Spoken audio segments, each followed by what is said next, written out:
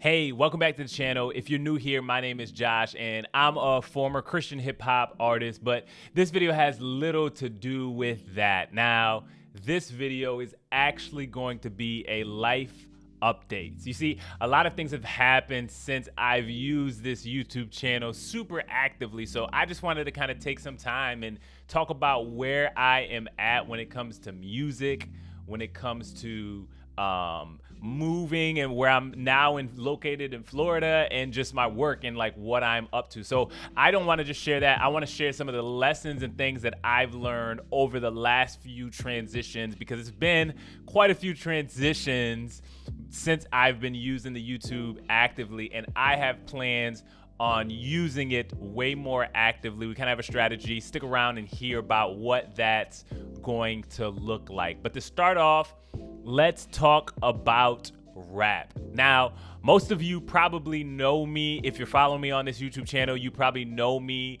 from being a Christian hip hop artist. Now, I did that for about 10 years. I had about 10 albums out, have music videos that you can find on this page, did the plethora of things. Was such a great journey for me. I put my last album out, I think it was 2021, summer of 2021, called Last Summer. And that was the last album that I put out. And I formally said that I was quitting rap. I was retiring from rap. Now, that was a amicable split for me. You see, I've put in years and years of work, and just with the fabric of where my life was going and where things were going, it just felt like my life was drifting away from that. I felt like, man, I love music. I love making music. I love the run that we had, and it wasn't just me. It was the people that was around me, like E. Charles and Jean and Tron and Vidal, and just all from the beginning of the journey to the end of where the journey was. We had a great system of just putting out music, and I think I enjoy doing that. But I just kind of came to a place where I had moved to Florida. This is about 2018, so about 5-6 years ago. I had moved to Florida, and really just trying to start something new. I remember I was trying to just figure out what was next for me. Kind of came down here, no real plan, no real, just kind of knowing that I wanted to be more challenged than where I was at, and did music a little bit down here, and then winded up, just like I said, life was just going in a different direction, and wound up getting in a relationship, realizing like, oh man, okay, I think I want to do this marriage thing. I think it's going to shift here. And while that was processing, there were some other things that were bubbling as far as me becoming a communicator and speaking more and doing more of those things that just helped me kind of realize like, okay, I can turn the corner on this thing called music. So if you were wondering, or if you hear me reference music or me being a Christian hip hop artist, this is what I am talking about. I no longer make music. I no longer do shows. I no longer do any of that. But that is what I did for a very long time, and we were able to put together a tremendous body of work, and I am super grateful for that. But I think one of the things I want that I took away from that experience is just like, it's okay to walk away from things, right? I often tell this story where a buddy of mine's, Jean, basically told me at one point, like, as I was doing music, like, man, like, Josh, like, you're great at this, and God has different things for you and different plans for you, but like, I would challenge you to evaluate, to continue to evaluate, to make sure that this is what he continues to have for you. So even from the beginning, early on, year 3, year 4 for me, every year I would kind of ask myself that question of, man, is this it? Like, do I need to continue to move on? Or do I need to, or is there something else that I need to move towards? So I think the lesson that I got in that, I think the lesson that stood out to me was just like, man, it's okay to walk away from things. It's okay to evaluate things and see if one is making progress towards what you're still trying to make progress towards. And if you're not, it's okay to turn away from that and try something else, because as you'll hear later, it kind of freed me up and opened up a whole other world of things that I currently do now. So that is my story when it comes to Christian hip hop. Now, let's talk about me moving to Florida. So me moving to Florida, again, that was in 2018. That was a pretty big deal for me back then when I made that move. So I was working in the car business at that point. And in 2017, I was working in the car business as a finance manager and decided to leave that and wound up starting a freelance video company. And I did that for about a year and just navigated that, and kind of had the opportunity to move down here to Florida through just some circumstances. And I was just like, yeah, man, like I'm freelance. This is the time to do it. I feel like I'd like to be more challenged in what I do. So it's just like, yeah, man, I'd love to kind of come out and try that. So moved down to Orlando, Florida, and really started from square one. When I tell you square one, I mean square one. I even made a song about it, square one, right? And really just didn't really know a ton of people out here, didn't know anyone out here except for my cousin of mine. Google churches, found a church, got plugged into a church, started attending young adult things, and started finding community there. Long story short, got into a relationship a few months later, dated for 2 years or so, a little bit more than that, and then winded up getting married to my now wife. And my life has just shifted and turned in a whole other way that I'm super excited about, and just could never see nor plan or none of those things. Just never would have thought, never would have seen or thought that this is how things would play out, but this is how things are playing out, and I am more than happy with that. And I think one of the things, again, that stood out to me within that transition of like coming to Florida and really kind of just taking a risk and I want to say betting on myself, but just like, man, like really challenging myself to step out there and to come out to a place where there wasn't really any plan, and winded up in the process of that, winded up finding work as a videographer after a very long time at this one church, and then started working at another church, the church that I'm currently at.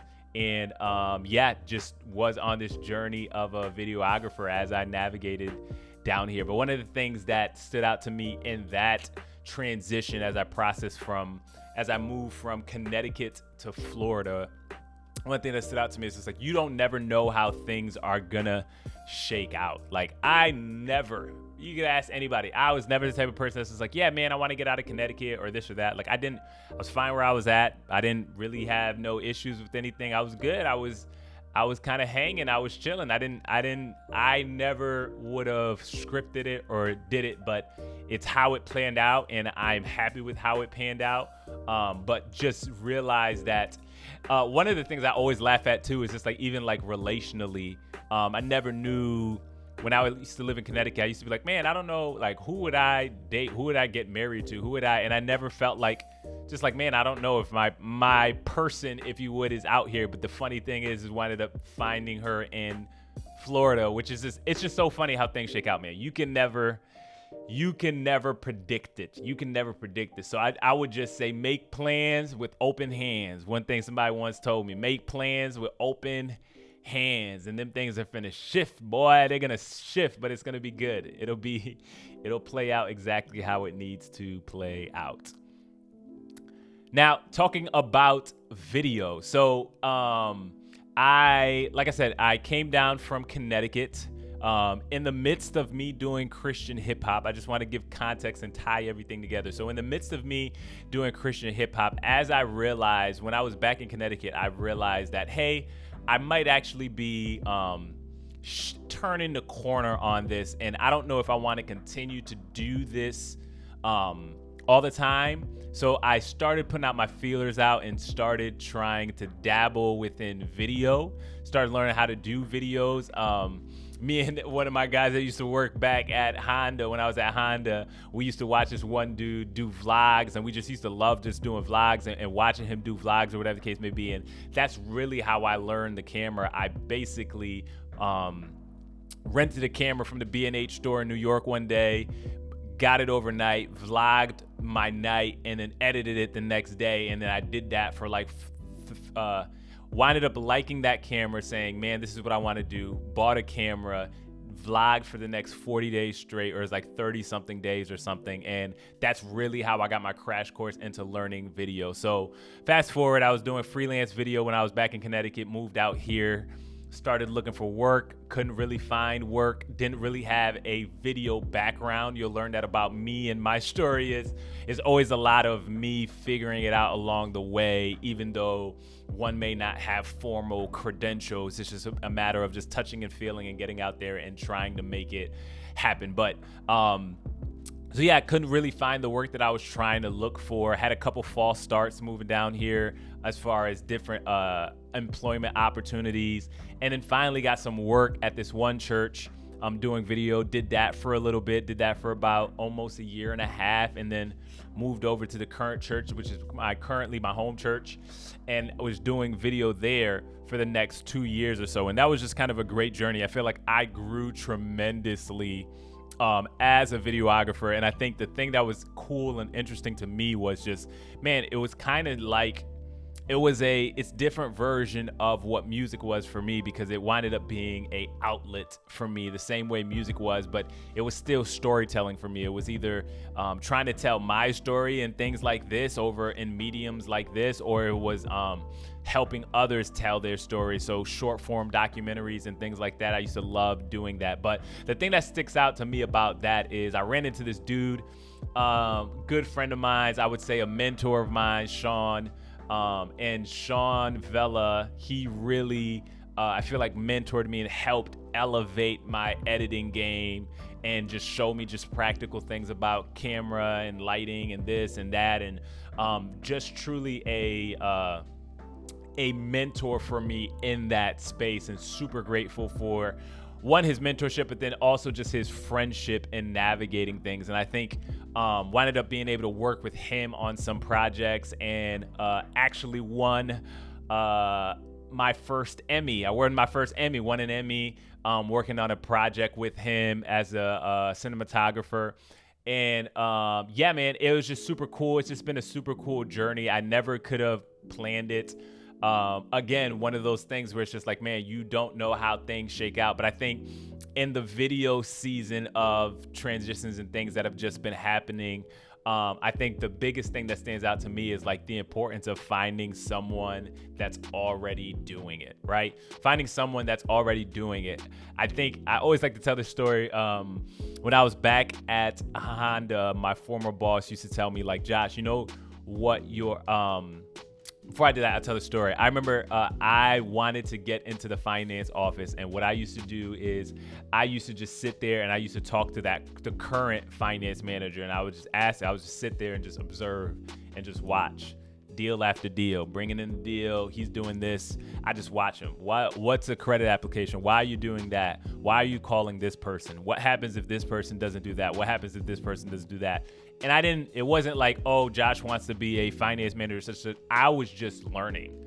I was just being curious. I was just, man, I'm curious about this. I want to learn more. I want to know more. So I would just watch him day after day, month after month, and just watch what he does, how he talks to customers, how he has to reject a customer when we don't get a deal through, what he says to the creditors when they're trying to buy a deal, and all of those things. I would just watch him. And I remember my boss came up to me one day and was just like, man, Josh, one of your superpowers is your ability to get closest to the sun and observe what the sun is doing, and then being able to do that, right? And I realized that that's just been a theme for me in a lot of the things that I do, where it's just like I may have no idea how to do something, but I try to be humble and teachable enough to go and ask the questions of how to do the thing and watch. And if you can find a mentor that can help you and guide you and show you different things, and you're willing to learn from them, I think that's one of the most invaluable things that one can do. I think I used to know that I was doing that by accident. I used to just do that by accident and not realize, but the minute that my old boss told me that, I was just like, oh man, like I need to highlight that. So now I try to consciously put myself in positions where it's just like I can learn from different people and observe from different people, like, and be more strategic with it, while providing value to them and helping them along the way. But yeah, I would just say one of the things I learned from that season, that season of video and all of those things in my life has been just the finding a mentor piece, finding somebody else that can speak into what you are doing and kind of show you how to do that better. Now, moving along into kind of the next transition of what I've been kind of navigating and going through and just transitioning through is after doing music. I think I was doing music still for a little while, and when I moved down here, I was doing the Crazy Good Talks podcast. I was doing a podcast called Crazy Good Talks that you can find here on this channel. But I was doing a podcast called Crazy Good Talks where I would just kind of hop on camera and kind of just talk about the 3 ideas that have kind of been swirling in my head that week. So I would do those, and I was just like, man, just kind of taking in a lot, reading a lot, wanting to just kind of share and synthesize what I've been learning and sharing with others. And one of another mentor I would consider to me, Doug, reached out to me, and Doug at that point was the college and young adults pastor. And he was just like, hey man, like I see you doing all this podcast stuff. It seems like you have like this burning desire to like speak and to communicate, and like, you ever think about speaking? And I was like, no, thank you. Like at this point, I'm just a rapper. I want to get up and rap. I'll rap in rhyme form, but I don't have a desire to get up on stage and talk about anything. Like it's just not, the desire's not there for me. Like I'm kind of good, but and then you got to mention it again. And as a pattern of my of my life as it unfolds, I start to realize that I tend to turn things down initially and then back into them. And yeah, he's just been a vital piece to who I am, who I've become, and just developing me. But then also just from a speaking standpoint, he gave me an opportunity to team teach with him. Where we got to teach some of the Bible and teach those things that we were learning from that. And it just kind of put the bug in me, and it was just like, man, like I enjoy communicating. I enjoy, I enjoy teaching God's word, but then I think also I just enjoy practically helping someone go from not understanding something to understanding something, and sequencing information in a way where it becomes helpful to help someone take their next practical steps in what they're trying to do. So that kind of became a bug for me, and just started speak. That was about 2019, I believe. And just started speaking. So if you've been still interacting with the YouTube channel, you've seen that from time to time I'll post one of places where I've spoken at, whether it's for students, whether it's for young adults, whether it's for adults, whether it's whatever it is. You've seen that I kind of have that in my speaking playlist here on YouTube. If you want to check that out, you can check that out there. But I've just enjoyed doing that, and just kind of had the opportunity, even earlier this year, to do some stuff with this camp program called Superstar and things like that, and kind of got to go around the country a little bit and do a few tour dates on that. So it's just been super cool kind of exploring that. That is a skill that I want to continue to hone. That's selfishly, to be honest, that is partially why I am on the mic behind here. It's just like I want to just learn how to continue to get better at that and just get more reps in. So yeah, so speaking has become a big piece in the things that we do now. And that leads us into the job. So my job, what am I doing right now? I currently, like I said, used to do Christian hip hop, and then came down to Florida, was doing freelance video from there, started working video for a few years at churches. And then now at my home church where I'm at, where I did video, I now shifted over to working with 4th and 5th graders. Yes, I know, I said 4th and 5th graders. Now, if any one of you know me, some of you are new to the channel and that doesn't mean much to you, but some of you have been tracking with me for a while now. And if you know me, that is a huge feat, right? That is a huge feat, but it's just been a super cool opportunity to be able to do that. Like I said, it kind of came from as I was kind of growing and navigating with speaking and doing different things and realizing like, oh man, like I love teaching and I love, I didn't know what that age range would bring, to be completely honest, but being able to go and kind of sit with them and see, I was like, oh man, like I know what 4th and 5th grade was like. I remember me in 4th and 5th grade and just their cockiness, but at the same time, their willingness to still listen and try to figure things out, I think is super appealing. So been doing that now for about the last 2 years, getting to work with wonderful team and wonderful volunteers. And also in the process of that, winded up getting ordained. And so there has just been a lot of different things going on in my life the last few years, and just giving you context for where we are now, which brings us to today and right now. And if you're on this channel, I just want to say thank you for, even if you've gotten this far in the video, I thank you for listening. But moving forward, what I would like to do is I'd like to resurrect Crazy Good Talks. Now, if you've tracked with me before, if you can see on the YouTube channel that there's been multiple iterations of this podcast. So it first started with me just kind of talking,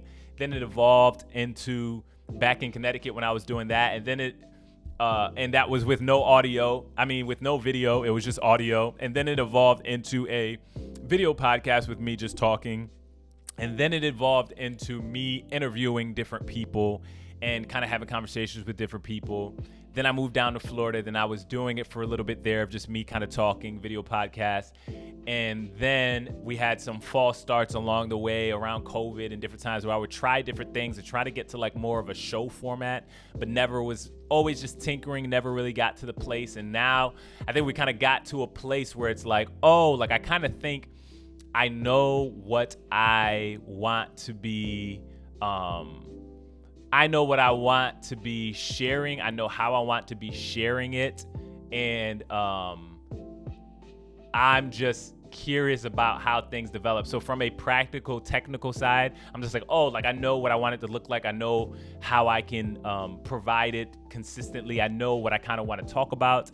And I think what this version of Crazy Good Talks will be from this point is going to be a series of conversations around adulting, right? Series of conversations around adulting. And here's how we're defining adulting is just a series of choices that require knowledge and wisdom, right? So I'm navigating life, navigating through all of these transitions, even just in the last 5 years. And I think even before then, even coming out of high school, one of my biggest frustrations in life was just like there was no blueprint. Like I never had just whether it was the opportunity or just how things shook out, but like I never had a place where I can go to get the information that I needed and just to learn it in some type of a linear format or sequence in some type of a way where it made sense one after the other. And I think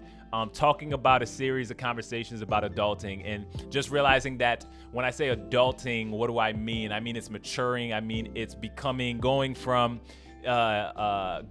your young adult phase, your college young adult phase to adult phase. And there's so many things that fall into that I am excited to kind of talk about and just kind of share lessons and insights that I've gotten, because I didn't feel like I had that coming up. And I feel like through the grace of other people and people that poured into me, I've got to learn some things. I'm just like, man, like this stuff is changing my life. Like, and I want to share that with other people. Maybe it'll be helpful for you. Maybe it won't be helpful for you, but I just want to, and I feel compelled to share that with others. So we'll be talking about that. And I realized that adulting is basically all adulting is, if you boil it down and distill it down to the simplest format. It's a series of choices that require knowledge and wisdom. Knowledge is there is a information gap between what I don't know and what I need to know, right?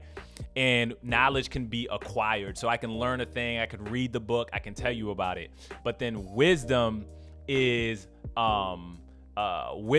actually, now that I have the knowledge, do I know how to apply it in the right way, right? So knowledge is, what do I need to know? Wisdom is, how do I apply what I know? And those are two things that I just kind of want to start honing in, and I think talking about over the next few episodes. And super excited for that, and super excited for that journey. And if y'all want to continue to follow that and tune into that, make sure you like this video and subscribe. It's super helpful when you do that, and it will help us also share that with others. So that's kind of what you can expect. So going forward, and what that looks like practically is, it'll be a podcast coming out once a week, right? For the next 3 months, I'm going to try this once a week for the next 3 months. We're going to have a podcast coming out, and just around the conversation of adulting and knowledge and wisdom. So what do I need to know, and how do I apply that practically? Those are kind of some of the conversations we're going to have. So